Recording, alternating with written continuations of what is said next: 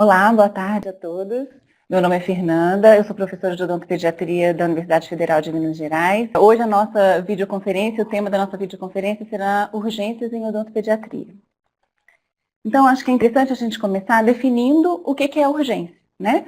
Então, urgências se caracterizam pelas situações de agravo à saúde que, pela sua gravidade, ou pelo desconforto que causam ao paciente, ou pela dor consequente da situação clínica, requerem um atendimento imediato. Mas, contudo, sem ter um risco iminente de morte para esse paciente. Bom, situações de urgência em odontopediatria, na grande maioria das vezes, estão relacionadas à dor do paciente infantil. E aí, a gente já pensa que é uma situação bastante complicada. Porque, embora a gente tenha tentado mudar a cultura das pessoas nos últimos anos, e a gente tenha evoluído bastante em relação a isso, muitas crianças têm o seu primeiro atendimento odontológico em situações de urgência. E aí, a gente não tem muita oportunidade de trabalhar a adaptação dessas crianças no ambiente da consulta clínica, e ela já recebe essas crianças numa situação de estresse, muitas vezes de dor. Então, é importante que o profissional ele tenha uma certa habilidade para lidar com essas situações, para conduzir isso de uma forma menos traumática para a criança e para a família. Por isso, a importância do profissional estar bem seguro em relação aos procedimentos que ele vai realizar nessas situações. Lembrando, então, que uma consulta, um atendimento de urgência em odontopediatria, a gente vai direcionar a anamnese e o exame físico para a nossa queixa principal. Então, a gente vai fazê-los de uma maneira concisa, tentando detectar os sinais e sintomas que a gente precisa para um diagnóstico que possa viabilizar um tratamento adequado e imediato, visando, então, uma resolução mais rápida possível da queixa principal do paciente. Bom, eu tentei reunir hoje aqui para a nossa conversa as 3 situações mais frequentes que a gente tem no consultório em relação a urgências em odontopediatria. E eu acho que a gente pode caracterizá-las ou por situações de abscesso de origem endodôntica, ou gengivistomatite herpética aguda, e ainda os traumatismos alveolo-dentários. Então, vamos falar um pouquinho mais sobre cada uma delas.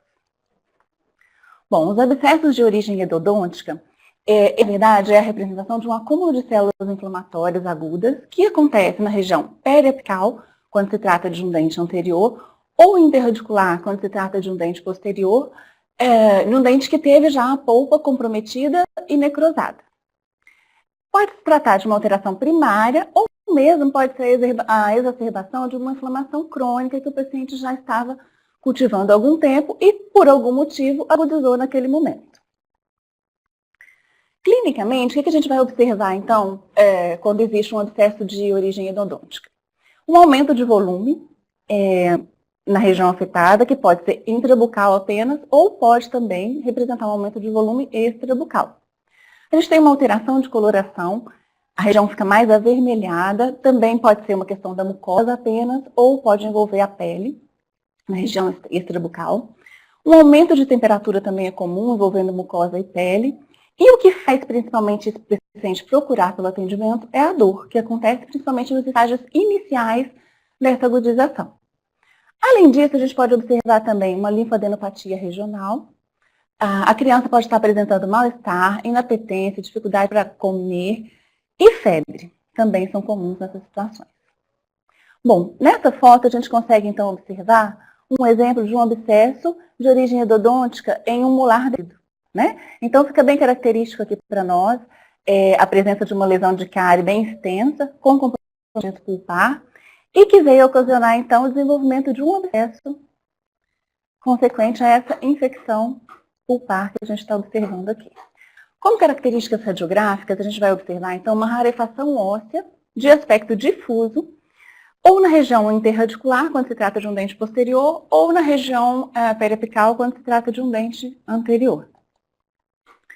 Em relação ao tratamento desses abscessos de origem endodôntica, a gente tem duas fases de tratamento, digamos assim. Um tratamento que seria o tratamento imediato ou emergencial, que corresponde, então, a um controle da fase aguda, e, posteriormente, um tratamento definitivo do dente envolvido. Na fase aguda, qual seria a conduta principal? Nesses casos de infecções bacterianas bucais agudas. A principal conduta é a descontaminação local, né? Que a gente consegue como? Com a instrumentação endodôntica desses dentes, descontaminando o sistema de canais radiculares e propiciando uma drenagem de abscesso. Essa drenagem de abscesso, no caso de abscessos de origem endodôntica em dentes e tecidos, se dá principalmente via endodôntica. E aí uma grande dúvida que os clínicos sempre têm na abordagem desse abscesso de origem endodôntica em crianças, principalmente quando as crianças chegam já com volume aumentado, quando a criança está com dor. Eu preciso ou não administrar antibióticos para tratar a fase aguda de um abscesso de origem endodôntica? Bom, e aí para a gente discutir isso, vamos começar apresentando também um conceito de antibióticos. Né? O que são os antibióticos? São substâncias com capacidade de interagir com os micro-organismos que causam infecções, matando-os ou inibindo a reprodução desses micro-organismos e assim permitindo que o sistema imunológico seja capaz de combatê-los com maior eficácia. Então, se a gente prestar atenção nessa definição, a gente vai perceber que os antibióticos, eles são coadjuvantes. Né? Na verdade, o papel de defender o organismo desses micro-organismos é do sistema imunológico do indivíduo. E aí fica mais fácil, então, a gente pensar sobre a necessidade ou não de administrar esses antibióticos. Bom, se a gente está falando de pacientes imunocompetentes, que correspondem à grande maioria dos pacientes que a gente recebe no consultório, a grande maioria das crianças, a gente não vai precisar recomendar antibióticos para tratar a fase aguda de abscessos de origem endodôntica. E como que a gente vai avaliar, então, se esse paciente ele é imunocompetente? A gente vai avaliar isso através dos dados que a gente coletou pela anamnese e pelo exame físico extra e intrabucal. Então, quando existe ausência de sinais locais ou manifestações sistêmicas que possam indicar a disseminação do processo infeccioso agudo, isso significa que o próprio organismo do paciente está conseguindo combater e restringir essa infecção. Ou seja, a gente não precisa entrar com um antibiótico para auxiliar o sistema imunológico desse paciente. Mas, por outro lado, se a gente, através da anamnese ou através do exame físico, detecta, então, junto com essa infecção, né, sinais do tipo um abscesso ou um edema extrabucal, ou limitação de abertura de boca, ou uma linfadenite, ou uma celulite, ou sintomas, como febre, taquicardia, falta de apetite, mal-estar geral da criança, isso vai sugerir para a gente que os processos infecciosos, ele pode sim, não está sendo bem controlado pelo organismo da criança. E nesse caso, o uso de antibióticos passa a ser recomendado e às vezes essencial como complemento daquela determinação local que a gente vai fazer no consultório. Bom, então lembrando que o uso de antibiótico ele tem apenas a função de auxiliar o organismo do hospedeiro a controlar ou eliminar os micro-organismos que temporariamente suplantaram seus mecanismos de defesa. E se a gente achar, então, que é o caso de indicar antibióticos para a criança, para auxiliar, então, no tratamento de abscessos agudos, qual que seria o nosso antibiótico de escolha e como que a gente vai fazer essa terapia antibiótica? Eu trouxe, então, um protocolo que ele é sugerido pela área de farmacologia da Faculdade de Odontologia de Piracicaba e que a gente costuma empregar também aqui na odontopediatria da UFMG. Então, essa terapia antibiótica a gente começa com uma dose de ataque. Essa dose de ataque é uma dose única, que precisa ser no mínimo o dobro das doses que a gente vai usar para manutenção. E ela vai acontecer 1 hora antes, então, do nosso procedimento clínico. Além disso, além dessa dose de ataque, ela é complementada depois por doses de manutenção, ou seja, são as demais doses do antibiótico. E por quanto tempo? Pelo menor tempo necessário para a remissão dos sintomas. Então, normalmente a gente faz essa prescrição por 3 dias, ou seja, por 76 horas. Antes de vencer 76 horas, a gente marca um retorno do paciente, reavalia para ver se esses sintomas já regrediram. Não havendo ainda regressão, a gente prorroga por mais 2 dias, reexamina o paciente e, sendo necessário, a gente prorroga 7 dias. E aí entra aquela discussão sobre a questão da resistência, da gente estar buscando uma resistência, selecionando bactérias resistentes quando a gente não prorroga por 7 dias essa antibiótico terapia. Na verdade, se a gente pensar, se o micro-organismo ele é resistente ao antibiótico, não adianta a gente usar por 7, 10, 15, 20 dias que ele não vai ser inibido por esse antibiótico. Então, o melhor é que a gente exponha essa criança, esse indivíduo, pelo menor tempo possível aos antibióticos, o suficiente para ele auxiliar esse organismo a se restabelecer dessa infecção.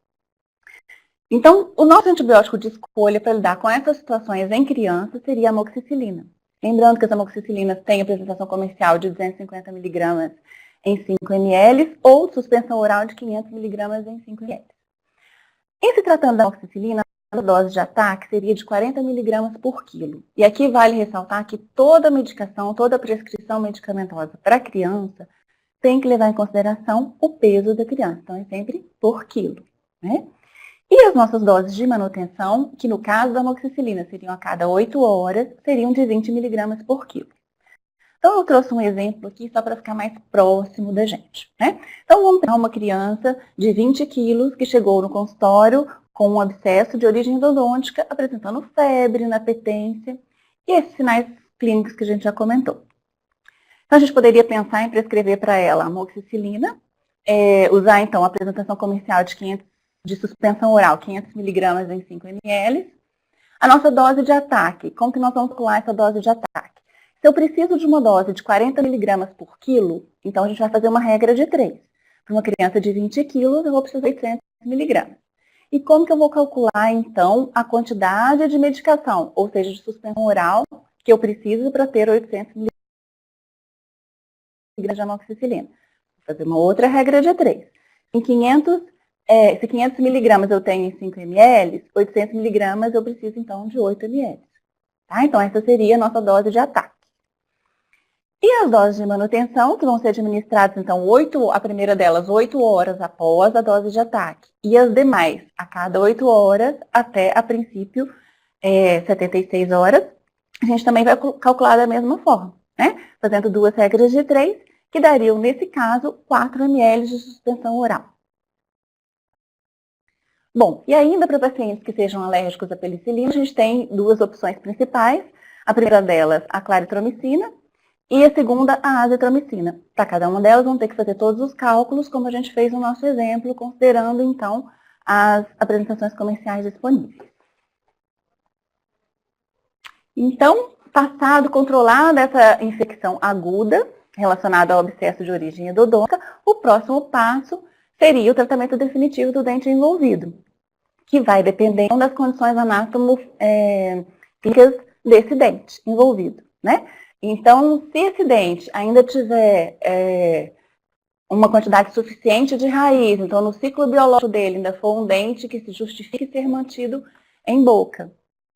Se a perda óssea ou a lesão provocada por esse abscesso não for extensa demais, não tiver comprometido a cripta óssea do germe do dente permanente, a nossa opção principal seria por manter o dente através de um tratamento ortodôntico e posterior restauração desse dente. Para isso também a gente precisa que o dente não esteja tão destruído a ponto de inviabilizar uma restauração do dente, né? Às vezes o comprometimento do dente foi tão grande, a lesão está subgengival, a gente não vai conseguir restaurar depois do tratamento endodôntico, então não justifica a realização do tratamento endodôntico, e aí a melhor opção passa a ser então a exodontia. Bom, a segunda situação de urgência em odontopediatria que a gente vai comentar hoje seria então a gengivoestomatite herpética aguda, também bastante frequente, principalmente nas crianças mais novas, né? Ela corresponde à primeira infecção, então, com o vírus herpes simples tipo 1, e é a estomatite mais comum que a gente encontra nas crianças. Essa primeira infecção, muitas vezes, tem um quadro muito sintomático e assusta um pouco os pais, né? Então, é bem frequente a gente receber crianças com esse quadro no consultório. A transmissão desse vírus, ela é parecida com a transmissão da gripe, então ela se dá por saliva, né? Contato direto, por gotículas, por beijo. Ela tem um período de incubação de aproximadamente 1 semana, pode variar de 2 a 7 dias. E a partir desse momento a criança já pode adotar os sintomas. As manifestações clínicas, elas se iniciam então pelo quadro geral. Então a criança costuma apresentar febre, mal-estar, dores articulares, ficar muito irritada, né? Dificuldade de deglutição e de alimentação, isso em função da dor. Muitas vezes aparecem lesões na orofaringe que vão dificultar isso. E linfadenopatia regional. Isso a gente costuma observar nas primeiras 48 horas. Na sequência, começam as manifestações bucais, né? Que geralmente a primeira delas é uma inflamação gengival generalizada, como se fosse uma gengivite envolvendo a boca toda. Então a gente tem edema, eritema, dor, sangramento muito fácil dessa gengiva. Na sequência, começam a aparecer as vesículas, então. Elas aparecem primeiro também na própria gengiva e depois acabam se estendendo por língua, palato, mucosa jugal, orofaringe e região peribucal. Essas vesículas aparecem aproximadamente até o 6º dia da infecção e rapidamente elas se transformam, então, em úlceras rasas e muito dolorosas, que é o que mais incomoda o paciente, né? Essas úlceras, elas têm um halo eritematoso, como a gente vai ver na foto no próximo slide, tem um fundo amarelo acinzentado, e a acreção dessas úlceras, elas têm um odor muito fétido. Isso faz com que o paciente tenha uma halitose bem característica nesses casos de gengiva estomatite herpética aguda. Além disso, pode comprometer também outras mucosas, mucosa nasal, mucosa conjuntival, e fechando o quadro também uma situação de cialorreia. Ou seja, o paciente acaba babando bastante porque ele tem uma dificuldade de deglutir nesses dias em função da própria dor que ele sente na orofaringe em função das úlceras e vesículas.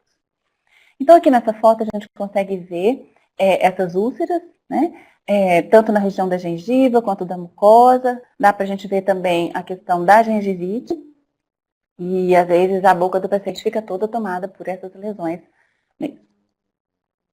Bom, o quadro clínico ele é muito variável. A gente pode ter desde uma manifestação subclínica, né? Quando o paciente tem assim, uma febre leve e, às vezes, poucas vesículas, poucas úlceras, até um quadro bastante agressivo, em que a gente tem toda aquela sintomatologia que a gente relatou no slide anterior e uma debilitação geral do paciente considerável. Além disso, pode acontecer infecção secundária dessas lesões, e aí agravando um pouco o quadro, o estado geral desse paciente. Bom, quando a gente não tem maiores complicações, essa é uma alteração que tem um curso de 7 a 14 dias, e ao fim de 7 a 14 dias, a gente tem a remissão, então, desses sintomas, tanto geral quanto os locais. Pensando em tratamento, o tratamento para gengiva estomatite herpética aguda, ele é sintomático e de suporte. Então, ele consiste em orientações gerais relacionadas a manter o paciente bem hidratado, a fornecer uma dieta mais líquida, que vai ser mais fácil do paciente conseguir se alimentar, e proteica, que possibilitem uma reparação desse paciente, e de repouso. Além disso, a gente pode utilizar soluções locais que tenham um efeito anestésico tópico, principalmente antes dos horários de alimentação desse paciente, que vão permitir que ele se alimente melhor, porque realmente essas lesões são bastante doloridas. E pensando então em terapêutica, a gente pode trabalhar com antitérmicos, no caso de febre, né? Analgésicos para diminuir a dor. Existem também os agentes antivirais.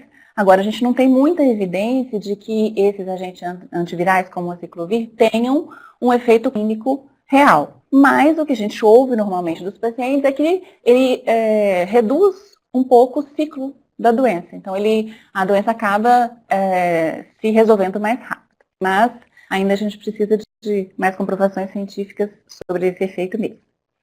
Se tiver acontecido, então, uma infecção secundária dessas úlceras, dessas vesículas, aí a gente pode precisar entrar com antibióticos e com antifúngicos também. Bom, e agora os traumatismos alveolo-dentários, que seria o terceiro grande grupo de urgências que a gente tem em odontopediatria, também bastante frequente. A gente vai falar especificamente hoje dos traumatismos envolvendo dentição decídua nas crianças um pouco mais novas. Quando a gente pensa em termos de traumatismo alveolo-dentário, no pronto atendimento do traumatismo alveolo-dentário, a gente precisa conhecer um pouco da história desse traumatismo, né? Então, quando eu falei lá no início que num caso de atendimento de urgência, a gente precisa direcionar o nosso exame e a nossa anamnese para a queixa principal, tem 3 condições que são muito importantes da gente conhecer quando a gente está lidando com o traumatismo alveolo-dentário. Uma delas é como esse traumatismo aconteceu. Então, isso vai dizer para nós de que forma aconteceu o trauma. Foi um acidente? Foi queda? A criança caiu? Como é que foi? As circunstâncias em que aconteceu o traumatismo vão indicar para a gente o tipo de trauma que a gente pode esperar, né, de encontrar. Vai ajudar no diagnóstico diferencial. Além disso, uma coisa super importante é que a história do trauma, a gente precisa ver se a história relatada pelos acompanhantes da criança, se ela coincide com as lesões clínicas que a gente está vendo.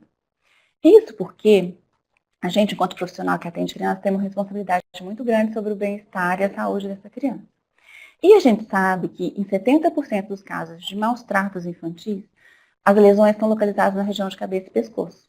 Ou seja, muitas vezes a gente tem traumatismos consequências de um maus trato. E nessas situações, a gente acaba identificando, então, uma coerência entre a história relatada pela família ou pelo acompanhante e as lesões clínicas que a gente está encontrando. Então, é importante a gente estar atento para esse fato, para identificar quando tiver alguma situação suspeita. Bom, outra questão importante de ser avaliada é quando esse traumatismo aconteceu. Isso porque para nós, no pronto atendimento e depois no prognóstico do caso, é super importante saber qual o tempo existente entre a ocorrência do trauma e o nosso primeiro atendimento. Isso porque a gente quer saber o quanto de reparação errada já aconteceu antes de que a gente possa intervir ali. Além disso, é interessante que a gente saiba se já houve um trauma anterior. Isso porque a nossa decisão de tratamento muitas vezes vai depender da capacidade de recuperação dessa polpa ou desse organismo. E se é um dente que já foi exposto a outras situações problemáticas, a capacidade de resposta biológica dele vai ser pior. Então, muitas vezes, a gente acaba não optando pelo tratamento mais conservador. A gente precisa pensar num tratamento mais radical. Se houve tratamento prévio, qual foi esse tratamento? Além disso, a gente precisa saber se nesse intervalo entre o trauma e a nossa consulta, se o paciente apresentou algum sintoma ou sinal relacionado à inconsciência, cefaleia, amnésia, náusea, vômito ou sonolência. Que são sintomas e sinais que nos fazem suspeitar que possa ter acontecido um traumatismo craniano ou do sistema nervoso central, que são situações mais graves. Nesse caso, a gente deve encaminhar primeiro o paciente para um hospital para uma avaliação geral e só depois fazer a abordagem odontológica desse traumatismo. Além disso, nos interessa saber onde aconteceu esse traumatismo, para avaliar até as questões de contaminação das áreas afetadas. Então, é diferente de uma criança que caiu e teve um traumatismo dentro de casa e aquela caiu, por exemplo, numa fazenda próximo a um curral, né? Então, com base nisso, onde aconteceu o traumatismo, a gente vai poder mensurar se a gente vai precisar administrar algum medicamento, algum antibiótico, ou mesmo se vai precisar se preocupar em relação à vacinação dessa criança contra o tétano. Bom, o exame clínico de uma criança que acabou de passar por um traumatismo é um exame difícil, né? Como a gente comentou no início dessa videoconferência, sempre receber uma criança numa situação de urgência é difícil, porque ela está com dor, a família está estressada, ela está estressada, às vezes o quadro clínico está com sangue, a família está tão nervosa que não conseguiu nem limpar, né, a criança, está edema. Então, é um exame mais chatinho mesmo. A primeira coisa que a gente deve fazer é limpar as áreas lesadas. Até porque só de limpar já dá outro aspecto. Até a família costuma dar uma acalmada nesse momento, né? E depois de limpar, é que a gente vai conseguir mensurar mesmo qual foi a extensão dos danos decorrentes do traumatismo. Então, se houve fratura, deslocamento, lesões de tecidos moles, fica tudo basta a gente fazer uma avaliação correta. Em relação ao exame extrabucal, pensando nos tecidos duros, é importante que a gente pesquise se tem alguma anormalia ou algum degrau que possa sugerir fratura óssea, né? Observar se tem limitação de abertura ou fechamento de boca, que isso pode estar relacionado com fratura condilar, fratura das bases ósseas, maxila e mandíbula ou luxação da mandíbula. Ainda no exame extrabucal, a gente deve verificar os tecidos moles, verificar se tem presença de corpo estranho. Muitas vezes a criança cai e algum objeto externo estranho pode entrar na pele dessa criança ou na mucosa e às vezes está tudo tão edemaciado que a gente não percebe de imediato. Outra situação que é frequente também é a criança cair, fraturar um dente e o pedaço desse dente entrar às vezes no lábio, na mucosa. Então é importante a gente observar isso nesse exame, se existe algum corpo estranho. Verificar se tem contaminação externa, né, aquilo que a gente falou sobre a necessidade de prescrição de antibiótico ou imunização contra tétano dessa criança. E também de lesões de pele. Então, por exemplo, lesões no mento dessa criança. Podem, às vezes, estar relacionadas com fratura condilar ou fratura de dente posterior, que não são situações clínicas tão comuns e, às vezes, a gente acaba não desconfiando quando a gente examina só intrabucal, né? Então, se a gente observa que tem uma lesão no mento, a gente já pode ficar mais atento a essas possibilidades. Em relação ao exame intrabucal, num pronto atendimento para traumatismo alveolo-dentário, Nos tecidos moles, a gente vai verificar, então, a presença de lesões de gengiva, de mucosa oral, de assoalho de boca. E nos tecidos duros, aí a gente vai examinar com bastante cuidado para ver se tem vitrine, fratura, deslocamento dentário. Testar com cuidado, lembrar que está dolorido nesse momento a mobilidade dos dentes afetados e ver se existe alguma interferência oclusal considerável que pode fazer com que a gente desconfie de um trauma um pouco mais amplo. O exame radiográfico é super importante no pronto atendimento do traumatismo, porque ele vai ajudar a gente a visualizar algumas situações que clinicamente são imperceptíveis. E, além disso, ele é importante para registrar a situação imediatamente após trauma e possibilitar um acompanhamento periódico, um controle desse caso. O ideal, se a gente pensa então num controle dessa situação, é que a gente use um método mais padronizado. Então, a pele apical pelo método paralelismo, usando um posicionador, vai permitir que a gente repita esse exame com uma padronização nas próximas vezes.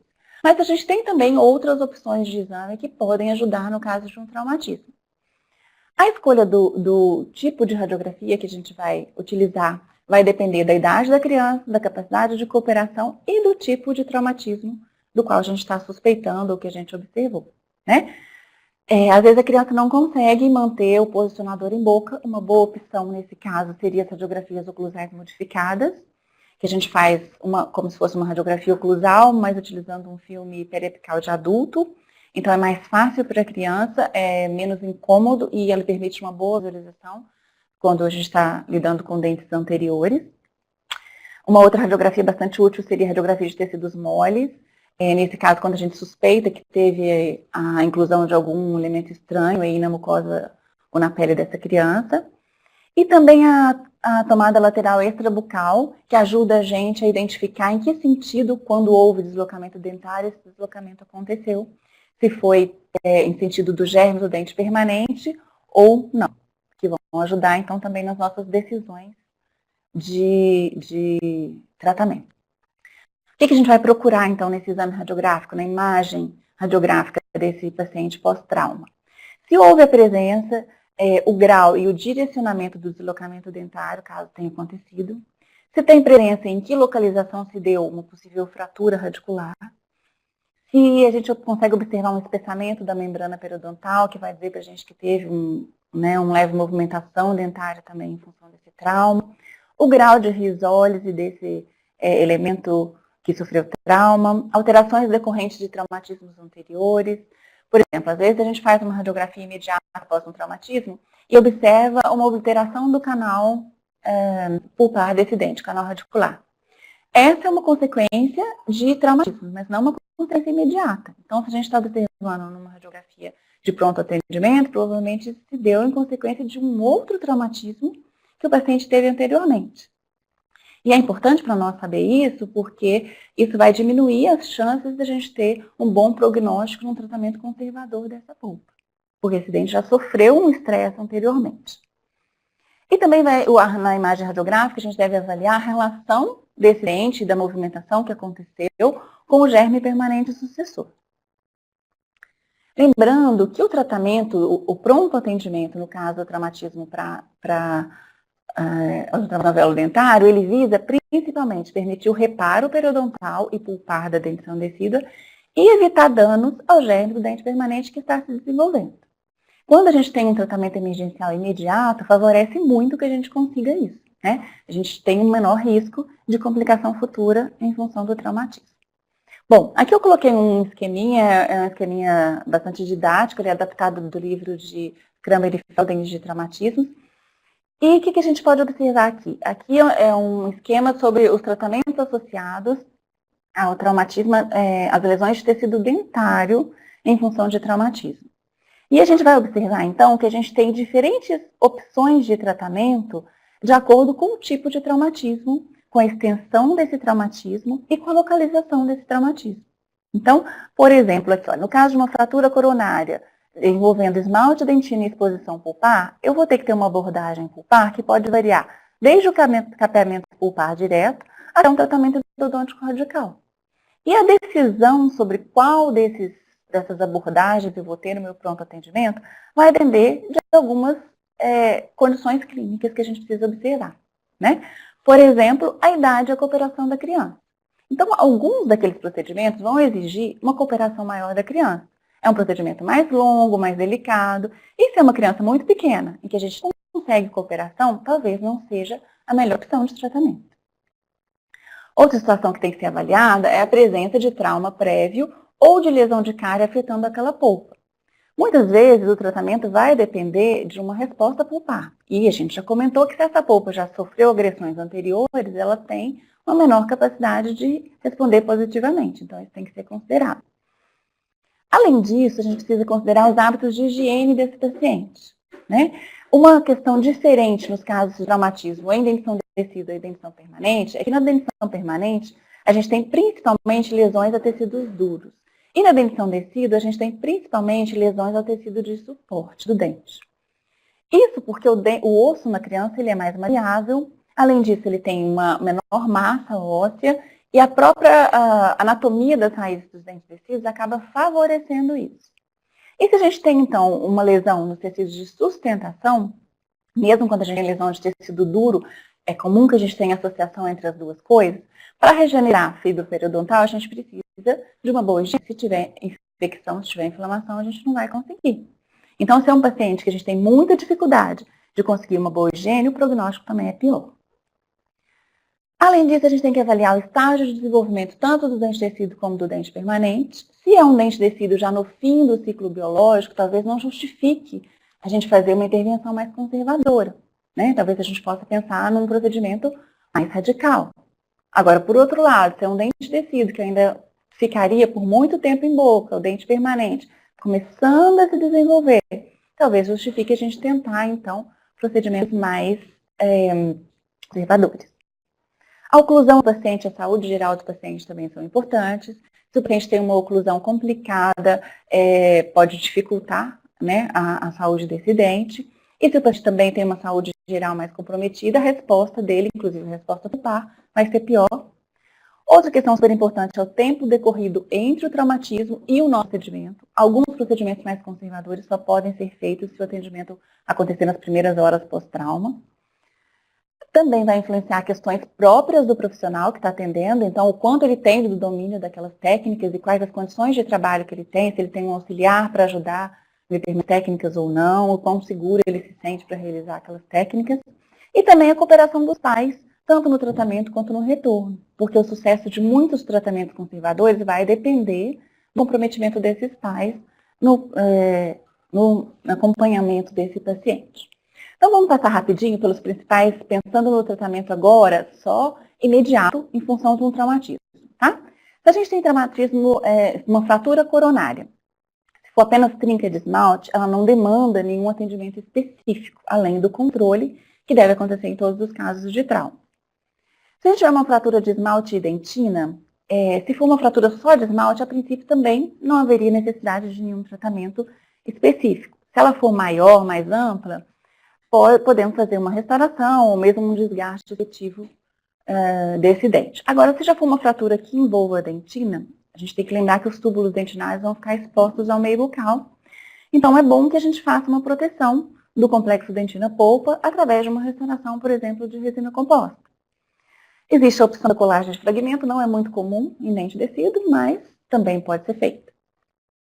Quando a gente tem uma fratura de esmalte dentina com exposição pulpar, aí a gente vai precisar ter uma abordagem dessa polpa antes da restauração. E essa abordagem vai depender de algumas questões, algumas a gente já falou no slide anterior, e outra é, por exemplo, a extensão dessa exposição pulpar. Então, se a gente tem uma extensão, a polpa teve uma exposição muito grande, né? Esse paciente demorou a buscar por atendimento.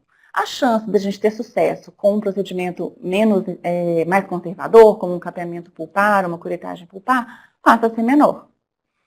Então, talvez a melhor opção seria um tratamento endodôntico radical, né? Agora, se o paciente chegou logo após trauma, se a exposição foi pequena, se é um dente que ainda não tinha lesão de cárie prévia, não tinha sofrido nenhum traumatismo anterior, se é um paciente jovem, né? O dente é um dente jovem, então a capacidade de reparo dessa polpa ainda é grande. Então, nossa opção passa a ser pelos procedimentos menos invasivos e mais conservadores. E depois dessa abordagem pulpar, viria então a restauração do dente. Bom, em caso de fratura coronarradicular, a gente vai observar os mesmos fatores que a gente acabou de falar para uma fratura de esmalte dentina envolvendo a polpa. E, além disso, a gente tem que observar em que profundidade se deu essa fratura em nível radicular. Então, se essa fratura se deu além de 2 milímetros do nível gengival, aí já está indicada a exodontia. Se ela se deu aquém desses 2 milímetros, a gente pode, avaliando os outros fatores que a gente falou no slide anterior, considerar, então, uma abordagem pulpar mais conservadora ou mesmo um tratamento endodôntico radical, como a posterior restauração desse dente. Bom, no caso das fraturas radiculares, a gente precisa ver, primeiro, qual é o sentido dessa fratura, né? Pode ser uma fratura horizontal, transversal, ou pode ser uma fratura longitudinal ou oblíqua. As fraturas longitudinais têm um prognóstico pior, porque a gente tem uma linha muito grande de fratura, a chance de contaminação é grande e as taxas de sucesso são muito pequenas. Então, a gente acaba optando pela exodontia. No caso de fratura transversal ou horizontal, as chances de sucesso são bem maiores e vão depender da localização dessa fratura. A que tem melhor prognóstico é a fratura no terço apical, que muitas vezes não demanda nenhum tratamento específico, além de observação e controle. Já a fratura, quando ela está no terço médio, o primeiro procedimento seria, então, de redução, ou seja, de colocar esse fragmento, de aproximar os dois fragmentos e conter esse dente, que muitas vezes ele está com uma mobilidade aumentada, né? Clinicamente, quando a gente tem uma fratura radicular, o que a gente vai encontrar? O dente parece que está levemente estruído, com uma certa mobilidade, sangramento no sulco e tem um relato de incômodo na hora que fecha a boca ou para mastigar. Se o paciente nos procura imediatamente após trauma ou poucas horas após trauma, a gente consegue fazer essa redução com o paciente anestesiado, né? E a contenção. Se o paciente demora para nos procurar, forma um coágulo ali na região e a gente não consegue mais voltar o dente para a posição. E aí a gente vai ter que decidir se mantém esse fragmento ou se opta pela exodontia. Vai depender o quê? O quanto de risóleo esse dente já sofreu, o quanto de movimentação ele teve do alvéolo, se ele está interferindo isso na oclusão do paciente ou não. Então, tudo isso vai definir se a gente vai optar pela exodontia ou se a gente vai manter o dente e fazer uma contenção. Nesse caso, se a opção for por fazer a contenção, é uma contenção rígida, ou seja, com fio de aço de 0,5 milímetros e resina, usando os dentes laterais como apoio, e ela precisa ficar por um tempo maior, então de 90 a 120 dias. Diferente de uma contenção que a gente faz quando há lesão no tecido de sustentação. Quando a fratura radicular acontece no terço cervical, o prognóstico é ruim, porque a habilidade da superfície coronária ou do fragmento coronário é muito grande, a gente tem dificuldade de estabilizar isso, e a facilidade de contaminação é grande, porque é muito próximo da cavidade bucal, então a opção é sempre pela exodontia. Bom, a gente falou então que as lesões mais comuns no caso de traumatismo, na dentição descida, são para os tecidos de sustentação, né? E qual seria o nosso procedimento no pós-operatório imediato, então, para quando acontece lesões no tecido de sustentação em função de traumatismo na dentição descida? A gente tem 3 tipos principais. Existem aquelas lesões sem deslocamento dentário, né? Que são a concussão e a subluxação. O que acontece nesse caso? A gente tem, então, um traumatismo de menor intensidade. A gente tem ruptura de algumas fibras do ligamento periodontal, mas o dente não muda, não sai do lugar, né? A concussão, ele nem tem uma mobilidade aumentada, nem se movimenta. Na subluxação, ele tem uma mobilidade um pouco aumentada, mas sem sair do lugar. As duas situações, na maioria das vezes, só vão necessitar de observação, controle e de orientações que vão ajudar a restabelecer essas fibras periodontais. Essas orientações, elas estão indicadas em todos os casos de lesão de tecido de sustentação, que seria o quê? Uma dieta mais líquida ou pastosa por 48 horas, suspensão de hábitos de sucção, caso eles existam, e um controle rígido, mecânico e químico de placa. O que a gente observa nesses casos? Fica dolorido para escovar, né? Às vezes sangra para escovar. A tendência da família da criança não querer deixar e da família de negligenciar a escovação. E se a gente não tem uma boa escovação, a gente não tem regeneração das fibras periodontais. Então a gente tem que explicar que é muito importante que escove, mesmo que fique um pouco dolorido no começo, mesmo que a criança reclame. E se tiver com muita dificuldade de escovar, a gente pode usar o auxílio de um controle químico de placa, que seria usando, por exemplo, solução de clorexidina 0,12%, aplicado com cotonete 2 vezes ao dia por uns 15 dias, que ajuda bastante. Isso, então, está indicado em todas as situações de lesão de tecido de sustentação. Bom, a gente tem, então, lesões de tecido de sustentação já com deslocamento parcial do dente, que corresponde, por exemplo, a uma luxação lateral, quando o dente se movimenta no sentido vestibular, ou palatino, mesial ou distal, ou luxação intrusiva, quando o dente se desloca no sentido de sair desse alvéolo um pouco. O nosso procedimento inicial pode ser de reposicionamento do dente e contenção, isso quando o atendimento ele é rápido, né, acontece poucas horas no máximo após esse traumatismo, senão vai acontecer, assim como acontecia na fratura radicular, formação de um coágulo na região, e aí já não está mais indicado a gente tentar reposicionar o dente, porque a gente pode, nesse processo, acabar lesando o germe do dente permanente, né? Então, a gente pode fazer essa reposicionamento e contenção. Nesse caso, a contenção seria semi-rígida. Então, a gente usa um fio de aço mais fino, 0,2 milímetros, por um tempo menor, de 10 a 14 dias. Né? E também na avaliação, se a gente vai tentar esse reposicionamento e contenção, ou se a gente vai partir para uma ectodontia, a gente tem que considerar o grau de risólios que esse dente apresenta. Então, se ele já tem um grau de risólios avançado, não justifica a gente tentar um acidente, né? Em que sentido ele se movimentou? Então, na luxação lateral, assim como na luxação intrusiva, ele pode se movimentar em sentido de se aproximar do germe do dente permanente, inclusive fazendo com que esse germe mude de posição. Se a gente observar que aconteceu isso, aí a melhor opção é a exodontia. Agora, se não, se ele movimentou no sentido de se afastar do germe do permanente, já é possível a gente tentar manter esse dente.